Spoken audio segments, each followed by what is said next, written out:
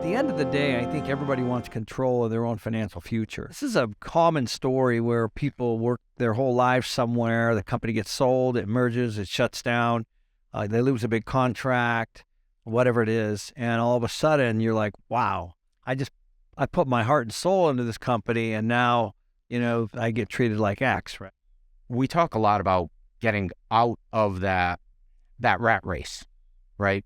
But if you're in that situation where you have a W-2 job, understand there's a couple different leverage opportunities you can take from there, right? When you go to a bank to apply for a mortgage, to buy a rental property, for example, they will look at you very differently because you have a job that's consistent, you've been there for years, you have a steady income, you're gold to that bank, right? As opposed to somebody like me, I'm unemployed, I don't have a job, they're going to look at me very different. What you're saying is when you have a W-2 and you have income coming in, it's easier to get financed, right? Because it's actually hard, even for me, because I don't have a paycheck coming in, we're living off our passive income. So this is a very, very interesting point.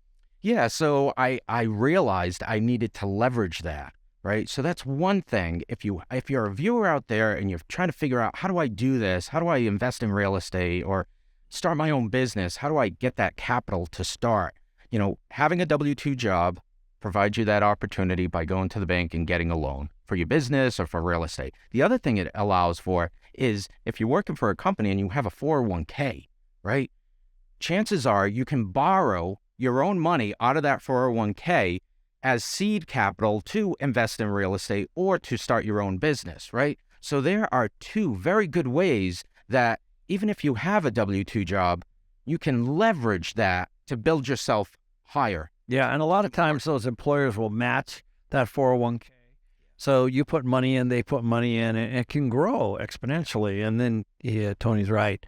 You can basically, you can do all kinds of stuff with it. Why did you choose real estate? I actually leveraged my condo. I had purchased a condo I was living in, and I refinanced it to take out some equity to purchase my first quad, right? 4-unit building. It wasn't the best building. I probably wouldn't purchase it today, but I still own that building. You did it. I did it. I still own that building. It's still cash flowing very nicely for me. Ended up allowing me to leverage it and go into building. So I ended up building a couple of spec homes, right, that I then sold and cash flowed from. And so, yeah, it really started there. And I'm not special. I'm not real smart. I'm just, like anybody else out there trying to figure this out and make a better life for myself. Yeah, let's real quickly. What did you buy the fourplex for, the quad? I bought it for $300. And what is it worth today? $8. Okay, so $500,000 there. Yep. Not to mention the cash flow, right? Which is really what you were after. That's really what it is. Right. Yeah, because that's what I'm living off of. I'm not living off of my equity. It's great to see these properties appreciate in value. But you could sell that. Yep. And scoop that equity. And that is the point here. Or refinance. Yes, your tenant is paying down your mortgage for you. Your tenants, your 4 tenants, as long as you keep them full, yeah, they're paying your mortgage, right? Yeah. And that is the model. It's rinse and repeat. Once you buy your first one and you get over that initial hump and any fear, exactly, right? A lot of us have been there, right? We have that fear going into it, signing the purchase and sale, managing tenants, whatever it is, property managers. Once you get over that initially, the others are just like, pretty easy. Yeah. And it's just like anything that you don't know until you do. Just got to do it. Yeah. So you started doing some specs, and then you started doing what else? So 2008 happened, right? Fortunately, I had sold off my spec homes.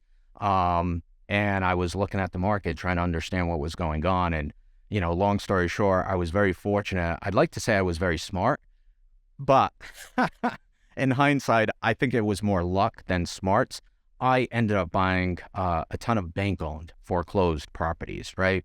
And so here I was. And again, going back to the W-2 job, I was in a position where I was still working my corporate job at that point. And I'm buying foreclosed homes that were vacant. I'm going in as a W-2 employee. I can show that I have current income through my job.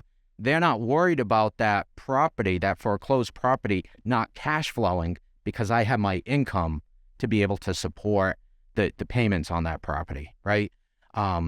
So that allowed me to buy these fantastic properties that were foreclosed on 50 cents on the dollar, right? And be able to go in, remodel, and then rent out and cash flow once again, right? So now let's fast forward. At what point did you say, okay, I'm done with corporate? I had enough rental property where I was like, these properties easily pay my expenses. And I had to make a choice. Did I want to go down that real estate route, or did I want to go down the corporate route? And for me, I chose the real estate route because it provided me so much more freedom in my life. Well, 8 hours a day plus, right? Absolutely. Gone. I mean, then now you could replace it with what you want, though.